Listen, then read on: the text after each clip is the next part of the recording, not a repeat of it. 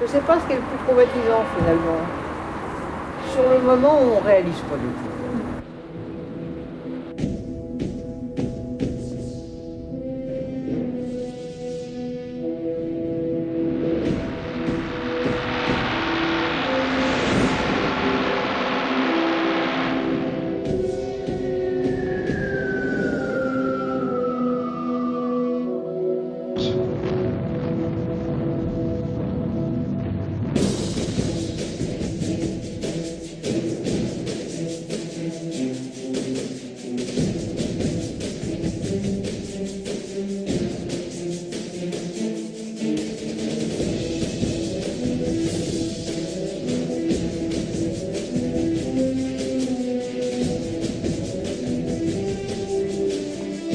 De l'intérieur se sont magnifiquement bâtis.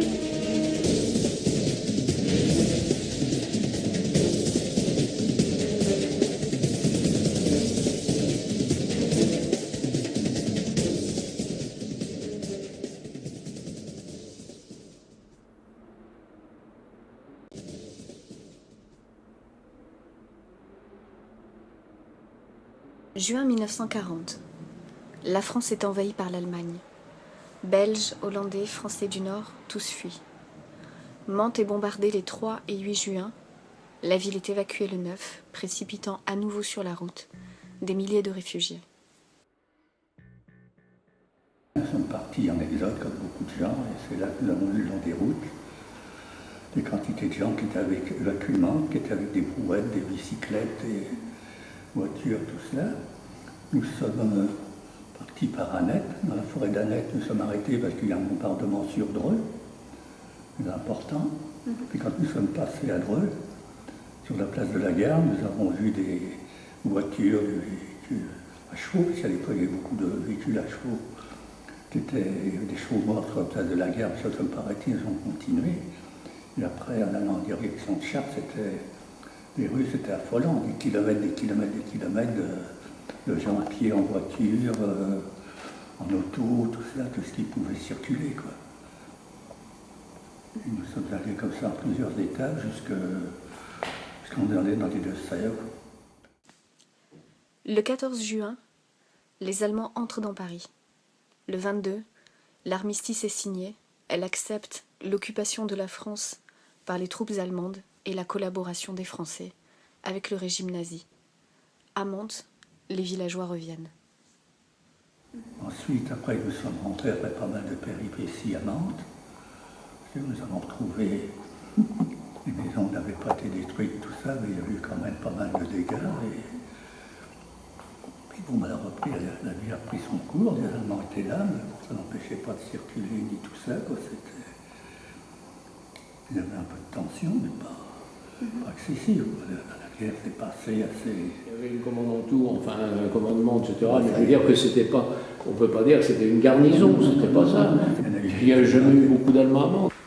Les Allemands qui étaient là étaient des gens d'un certain âge, pères de famille plus près de la cinquantaine que de 20 ans, et qui n'avaient qu'une hâte, c'était une troupe d'occupation, mais ça n'était pas une troupe combattante.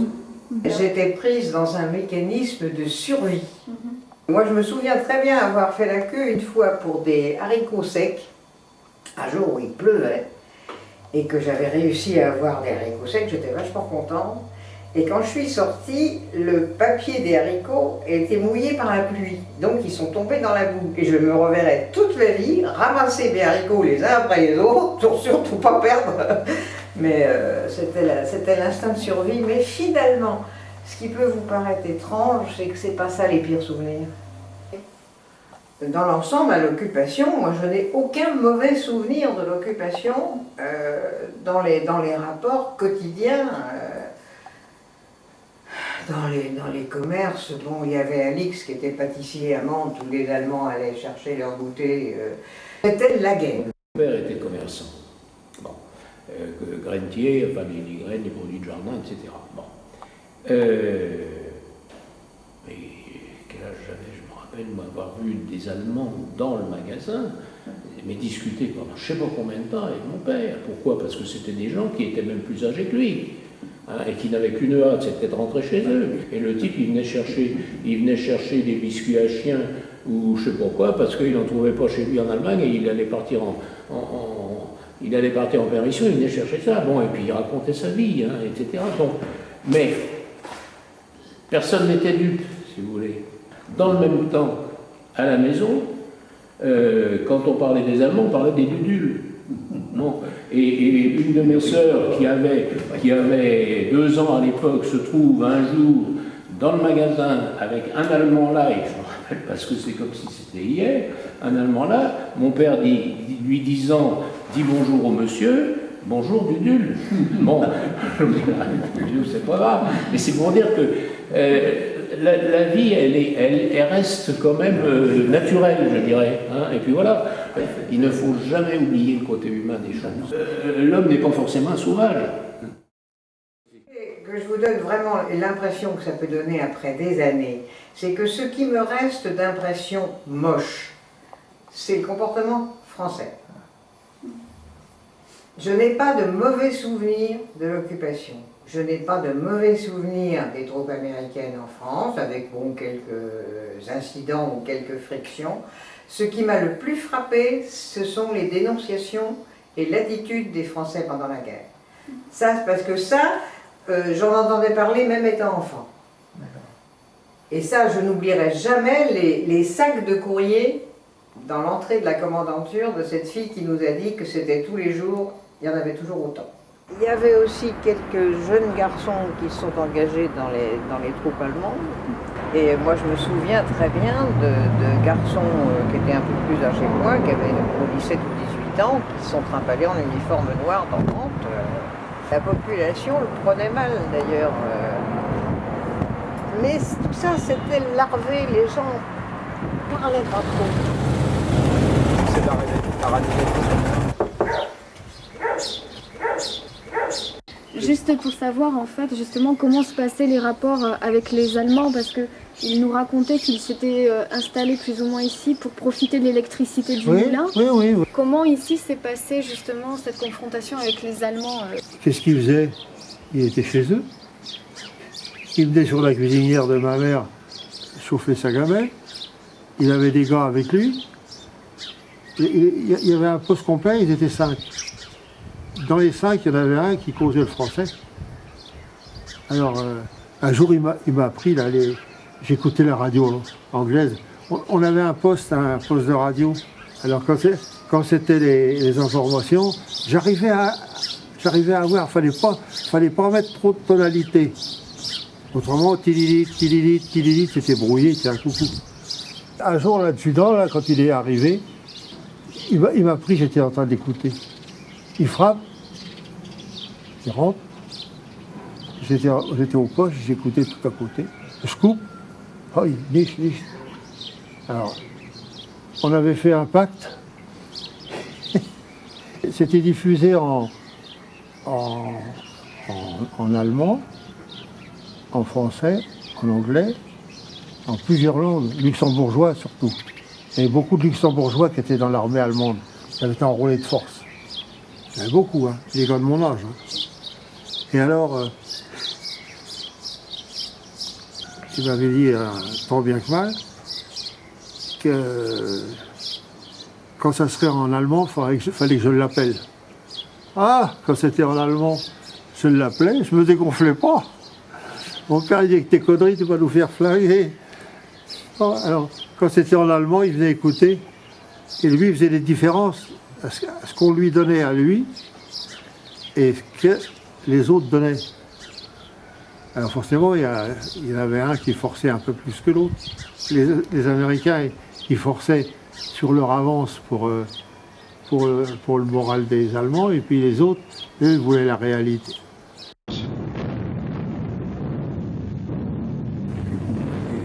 Quand là on était jeunes, on regardait, quand il y a des avions, on regardait, quand il y a des avions, des voitures, je regarde, puis tout à coup, j'en vois un qui descend, puis tiens, qu'est-ce qui arrive, puis je vois comme des petites allumettes, quelque chose, puis tiens, qu'est-ce que c'est? Puis c'était des bombes. Je me suis mis sous un cerisier, puis attends que ça se passe, quoi. Les bombardements préparaient le terrain. Étaient censés préparer le terrain, c'est-à-dire empêcher les Allemands de refluer et de s'en aller, empêcher les Allemands de ravitailler la côte, hein, et puis couper les voies de communication, les ponts, les lignes de chemin de fer, etc. Donc Mantes, ayant une gare de triage importante et surtout l'embranchement d'un côté vers Cherbourg, vers Caen et Cherbourg, de l'autre côté vers Le Havre, c'était quand même très stratégique comme point. Hein. Et puis le pont sur la Seine, donc qui coupait la route du Nord, hein, et c'est essentiellement ça qui était visé. Alors, démolir le pont, la première vague, c'était pas suffisant pour boucher la route. Donc on démolit d'un côté pour que ça soit neutralisé et de l'autre côté après. Vous voyez que le pont ça fume et que c'est tombé pile dessus. Il s'était à 3000 mètres. Les Allemands l'avaient renforcé, les Allemands qui l'avaient renforcé pour pouvoir passer des chars au cas où l'autre pont serait démoli. Et donc il était très très très costaud. Et quand il a été bombardé plusieurs fois, il y avait des bombes qui tombaient sur le pont et qui rebondissaient dans la Seine. Et puis il y a le vécu de tout ça. Moi, si vous voulez, les bombardements, moi j'ai des souvenirs. On habitait donc le National à Mantes, on avait une cave dans laquelle il y avait 2 ou 3 lits, hein, et je me rappelle mes sœurs qui étaient beaucoup plus jeunes que moi, ça les amusait d'aller coucher à la cave. Bon, moi qui commençais à être un peu plus conscient de tout ça, j'avais une trouille bleue. Hein. Bon, et si vous voulez, quand ça se terminait, on faisait ouf. Hein. J'ai voulu aller voir, comme beaucoup, ce qui se passait, qu'il y a déjà beaucoup de gens qui étaient partis voir le pont. Il était un commerçant qui était gros, connu. Il m'a rattrapé en face à l'école Victonax, le national. Et par le bras, il dit, où tu vas? Il dit, je vais pas, bien sûr. Il en a conscience du danger. Il dit, il y a les Allemands qui reviennent, ils descendent à la cave. Je suis descendu à la cave, je n'étais pas descendu à la cave que les premières bombes tombaient. Après, c'était ceux qui sont tombés sous la mairie, la rue Thiers, et puis ça n'a pas duré tellement longtemps, mais ça a détruit tout. Et il y a des gens qui étaient sortis, qui se sont trouvés pris sous les bombardements, qui n'auraient pas été victimes. Et puis à la prison. Bon, la prison de Mantes, c'était des gens qu'on avait ramenés de la prison de Poissy, qui étaient soi-disant trop exposés, puisqu'elle était trop près des usines de voitures, etc. Là-bas. On les a ramenés à la prison de Mantes, c'était plus sûr. Oui, puis il manque de peau. Et là-dedans, vous aviez des gens qui étaient en prison pour avoir vendu 3 kilos de beurre au marché noir. Il y a eu plus de 200 victimes. Ils étaient enfermés. Et il y en a eu un qui n'a pas été tué à la prison, qui était enfermé pour répression, je ne sais pas ce qu'il avait fait, dans une cellule qui était tout en haut, parce que c'était un ancien couvent. Et c'était la cellule dans laquelle avait été enfermé Landru quand il a vu ses affaires, parce que Landru était en prison de Mantes. La chose s'est effondrée, lui il n'a rien eu, il est descendu dans sa cellule, il était encore enfermé, quand même des coïncidences. Les bombardements, moi j'ai des souvenirs. Le bombardement le plus important de Mantes, le 30 mai, il y a eu une centaine de morts, ou je ne sais pas combien, à la mairie, parce qu'il y avait un abri. Ce qui a été le plus traumatisant à l'époque, ça a été de venir en vélo, quand j'ai entendu, j'étais à 6 km de Mantes, en vélo pour voir ce qui se passait, d'avoir vu un nuage de poussière incroyable, et de m'être trimballé, j'avais 12 ans quand même, dans les ruines, avec tiens c'était le libraire, tiens c'était un tel, sans réaliser du tout. Mais c'était surtout cette impression que tout le monde connaissait tout le monde. Le jour du bombardement est partie de chez nous ici. Elle était revenue chercher des choses dans l'appartement. Et quand il y a eu la sirène, elle est allée rejoindre mon père à la mairie qui était juste derrière parce que la cave était abri. Et dans la cave abri de la mairie, il y a eu 150 victimes parce qu'elle s'est effondrée. Ma mère a été tuée, moi, à la mairie de Mantes. J'avais mon père qui, toutes les 5 minutes, me demandait où était ma mère alors qu'elle était morte depuis 3 mois, parce qu'il n'avait pas de mémoire du tout et qu'il ne se rappelait pas. Et la maison, notre maison était en face de l'église, donc c'est vous dire qu'il ne restait rien. C'est pas... Ils ont trouvé des gens encore assez tard, relativement. Et puis il y avait tout de même il y avait des tas de vieilles pierres, de vieilles maisons qui étaient très difficiles à dégager. On a tous perdu des tas de gens. Je ne sais pas ce qui est le plus traumatisant finalement. sur le moment, on ne réalise pas du tout. Je me suis retrouvée chef de famille il y a 12 ans avec la maison démolie, mon père à l'hôpital et ma mère tuée. On tombe dans l'âge adulte en 24 heures d'ailleurs. Il y a eu des pillages par des gens qu'on connaissait. Oui. J'ai vu des gens sortir des victimes de la mairie et prendre un mouchoir dans leur poche et faire tomber des bagues, quoi. Bon. Et je l'ai revu quelques années après et j'ai pas voulu lui dire bonjour, il n'a jamais compris pourquoi.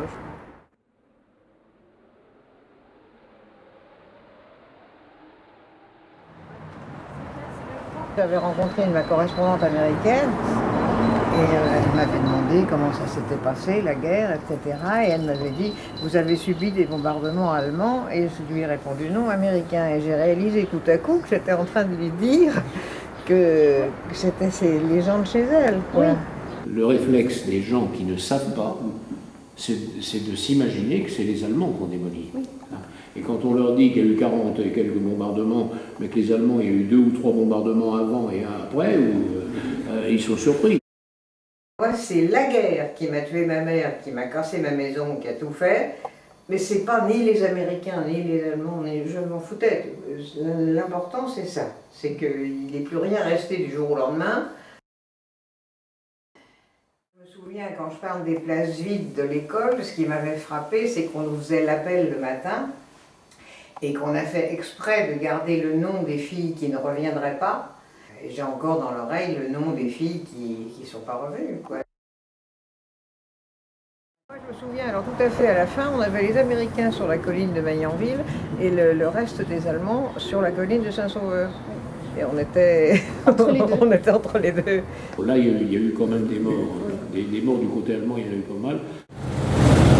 Alors ça, c'est Melan, donc il y a eu des combats le 27, 28, 29 août. Les parachutistes allemands étaient sur les hauteurs, là-bas. Là. Donc là, les Américains n'ont pas eu trop de pertes. Les Allemands ont eu beaucoup de blessés parce que les Américains ont tiré de l'artillerie sur Melan, en plein dans Melan, depuis Ardécourt. Donc les Allemands ont au moins une quinzaine de morts et 200 blessés. Donc à Melan. Je peux vous raconter, pour en faire un livre. T'avais les Allemands qui étaient là Oui, il y en avait là, il y en avait partout, quoi. Là-bas, on a un petit bunker, là, derrière le hou, là. Et puis là-dedans, on était obligé d'y aller quand il y avait quand ça tapait, quoi. Surtout l'artillerie. C'est l'artillerie, donc d'ailleurs, s'il n'y avait pas eu leur artillerie, les Américains, ils les auraient pas eu. Hein. Mais les autres, ils se dégonflaient pas. Hein. Ils tiraient dessus au flingue. Ils étaient là, putain. Là, vous êtes en plein combat, il y avait des tirs d'artillerie américains, il y a eu des... Ah, et puis il y avait les Allemands qui répondaient. Voilà. T'avais donc des canons, t'avais des canons allemands, là. Oui. Il y en avait combien? Là, derrière en retrait de la route, on en avait 2. C'était des 155.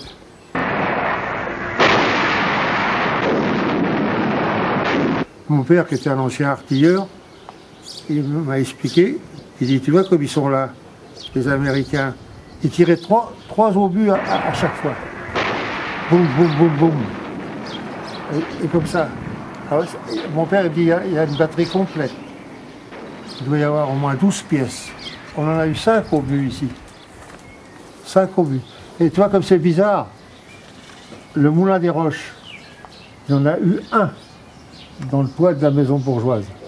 Enfin, le moulin transformé, quoi. En plein dedans. À 20 ans, la côte, ça me faisait pas peur. Alors, je suis arrivé là-bas. En arrivant là-haut sur le chemin, merde, il y en avait un là, disons, le gars, il était au bord du chemin. Il y a quelqu'un qui avait mis un bouquet de fleurs sur le dos. Ouais. Il y avait un infirmier qui avait été tué. Ah, alors là, celui-là, il était un peu plus loin. Et lui, il avait pris une balle, la balle, elle était rentrée. Je marchais comme ça. Alors, il venait comme ça, lui. Il a pris la balle sous le sein, sous un sein. Elle est ressortie dans le... Comment on appelle ça? La clavicule, oui, en dessous. Pas l'os, on appelle pas ça l'os, des cartilages. Le gars, il a fait ça, comme ça. Ah. Il avait arraché ses dents. C'est comme ça que j'ai vu des rondelles de cartilage. Ah, l'Américain, il avait fait son petit truc là. Le trou individuel, le foxhole, le Ouais, trou de renard. il avait tout préparé, tout. Et puis il a pris une pastos. Parce qu'il y avait exactement le même type que lui, mais allemand. Un peu plus loin. Au-dessus de Sorincourt. Mais alors le gars, il avait ce qu'il fallait. Hein. Il avait un fusil avec un optique. Ils ont évacué tous les civils de la vallée de la Moncian et ils les ont obligés à venir se mettre à l'abri des cavernes qui étaient là dans des carrières. Là. C'est à cet endroit que la plupart des civils habitant dans la vallée de la Moncian, c'est-à-dire les villages de Sailly, Breuil-en-Vexin, Ouinville, etc., ont été évacués de force par les Allemands pour libérer la zone des opérations. Donc des centaines d'hommes, de femmes et d'enfants sont venus habiter là derrière. Et maintenant, il n'y a plus qu'un front de taille, mais à l'époque, il y avait donc des carrières, des galeries. Là, on est en plaine de Drocourt, hein, donc entre Sailly, Drocourt et Fontaine-Saint-Père. C'était un des hauts lieux de la bataille, donc qui était arrosé par l'artillerie américaine en permanence. Et de là, les chars Tigre venaient se mettre en position sur Fontaine. Drocourt était aussi un secteur allemand où il y avait un autre régiment allemand. C'était truffé d'Allemands et ils descendaient au combat sur le carrefour de Fontaine-Saint-Père à la Maison-Blanche. Donc là, on est sur la route de Véteuil, entre Fontaine-Saint-Père et Véteuil. Les Américains, tous les 10 mètres, avaient creusé des trous dans ce mur de pierre qu'on voit là.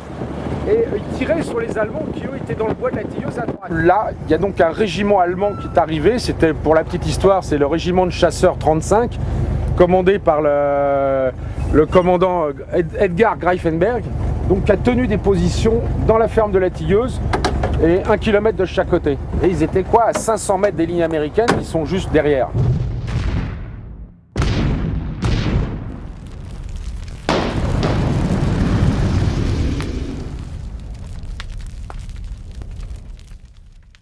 Voilà, là, tout autour de la ferme de la Tilleuse, les Allemands étaient retranchés autour des bois et ils avaient creusé des trous individuels à peu près tous les 10 mètres.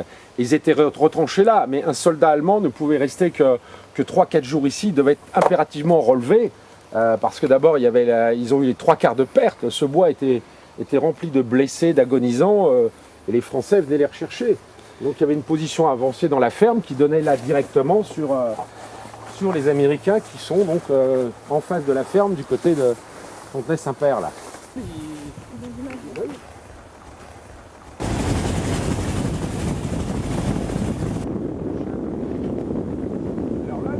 Alors voilà, nous trouvons sur la commune au nord de Fontaine-Saint-Père.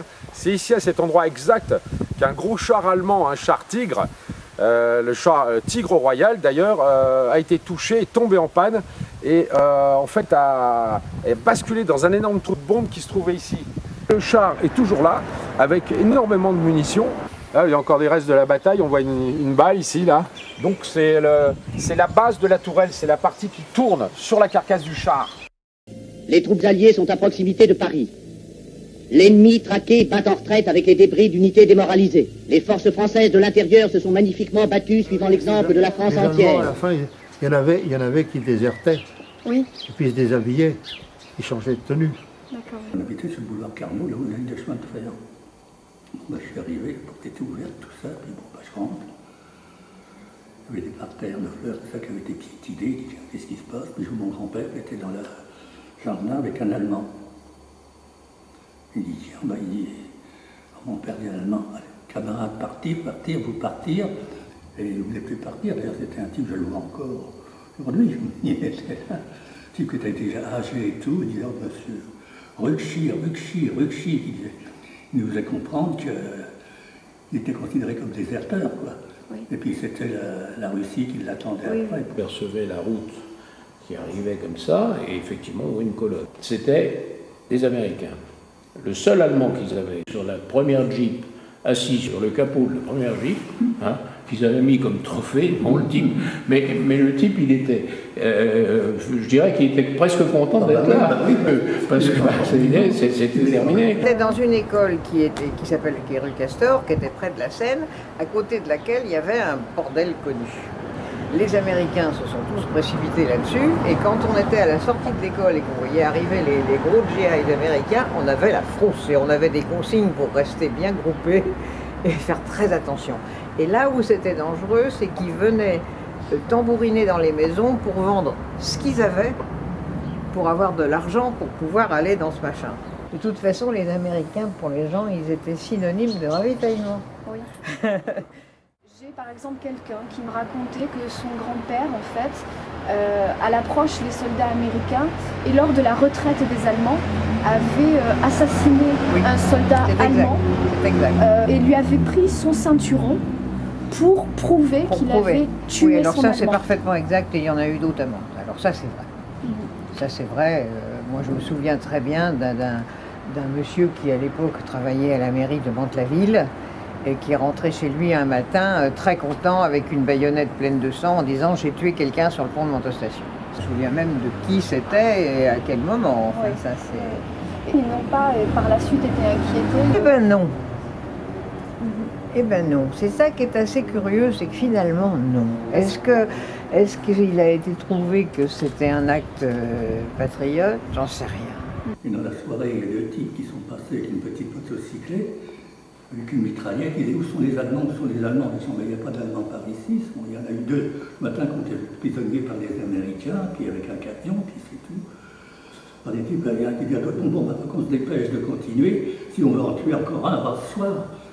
Ils voulaient tuer leurs Allemands, et puis c'était ça. Il y a eu des représailles, mais des représailles qui ont été le fait, si vous voulez, de bêtises de la part de résistants, ou soi-disant résistants, si vous voulez. Hein. Il y avait un convoi qui venait sur Magny-en-Vexin, qui allait sur Mantes, avec la route de Mantes-Magny, et à l'entrée d'Arty, la route est boisée pour aller à Magny, les arbres. Il y avait alerte aérienne.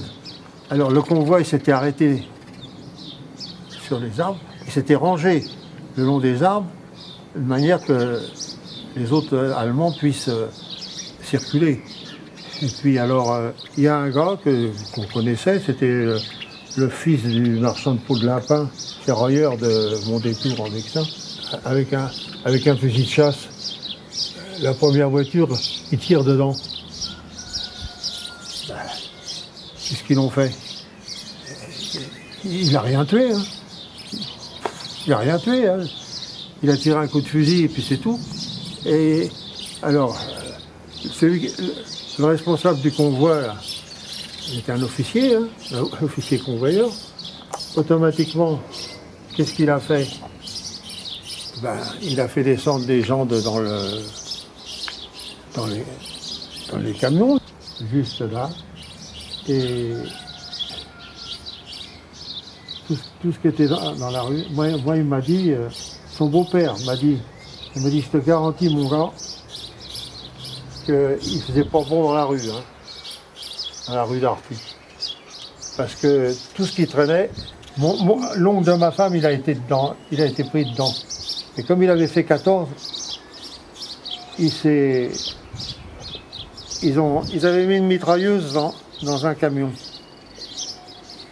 Le camion, il a fait un demi-tour là, sur la route. Hein. Quand ils ont commencé à tirer sur les otages, mon oncle il a fait du plat-ventre dans un champ de betteraves. Seulement l'officier qui commandait, qui n'était pas plus con que d'autres, excusez-moi, je cause français. Et alors, il a donné ordre à des Allemands, à des soldats allemands, de parcourir où il y avait, et puis, pouf, mettre quelques grenades. Et l'oncle de ma femme, il a pris un éclat derrière la tête. La libération, c'était aussi synonyme que tout allait aller bien, quoi. Ce qui n'était pas tout à fait exact. Un monsieur comme le père Chenot, qui a été le maire de Mantes entre 40 et 44, si vous voulez. Eh ben, ce bonhomme-là, il y a eu quand même des gens pour lui reprocher d'être collaborateur. Pourquoi? Parce qu'il était maire pendant l'occupation des Allemands. Alors qu'il a sauvé la vie de certains, il a permis justement que les choses se passent le mieux possible. Derrière l'église, il y avait un petit château, enfin il y avait un petit manoir, qui a été démoli parce qu'il avait servi de commandanture, alors que ça ne se justifiait pas, quoi, en fait. Et on n'a pas vu du coup à Mantes de scène d'épuration. Ça, c'est un de mes plus sales souvenirs, ça. On était allé voir, vous savez ce que c'est que les gamines, on était allé voir ce qui se passait quand on a su que les jeunes femmes allaient se faire tondre sur la place de la mairie. Et ma mère avait remplacé mon père à la mairie, en secrétaire général, pendant qu'il était prisonnier, donc avec la commandanture, pour cause. Et quand je suis arrivée, que j'ai vu les femmes tondues, il y a quand même eu une brave dame pour me dire « Heureusement que ta mère a été tuée, parce que sans ça, elle y aurait eu le droit. » Le bon souvenir d'enfance, d'ailleurs. Et ben, jamais oublié, ça c'est marrant. Hein. Par exemple, moi j'ai une de mes tantes qui avait des chambres en trop, donc elle a été réquisitionnée pour avoir des Allemands. Mais elle avait des garçons sympas, d'ailleurs, dont je me rappelle fort bien, qui avaient 20 ans, qui avaient l'âge de ses fils. Ils étaient sympas et elle leur a donné à manger. Et, ce que je veux dire, c'est que pour les jeunes femmes qui ont eu des amis allemands, c'était des gars sympas, jeunes et beaux. Et moi, j'aime pas que cette intolérance. Après, il y a eu le retour des camps. Ça a été encore autre chose. Ça. Les gens qui ne reviendraient pas, qu'on connaissait tous et qui ne sont pas revenus. À Mantes, ça a été ça, tel commerçant qu'on connaissait bien, qui n'est pas revenu. On va aller voir une plaque qui a été faite pour une des rares plaques faites pour un soldat américain. Parce qu'il y a eu à peu près 200 morts américains, mais il n'y a eu pratiquement aucun monument a été fait, hein, contrairement à la Normandie. Hein. Les vétérans américains qui sont revenus dans la région de Mantes depuis les années 50. En plus, les Américains étaient là jusqu'en 61-62. Moi, je les ai connus tout petits à Versailles, à Rocancourt, à Saint-Germain, ils étaient là. Mais donc, il n'y a pas eu un suivi. C'est nous qui avons organisé ça dans les années 90, d'essayer de retrouver les vétérans et ceux qui avaient survécu pour les faire revenir ici.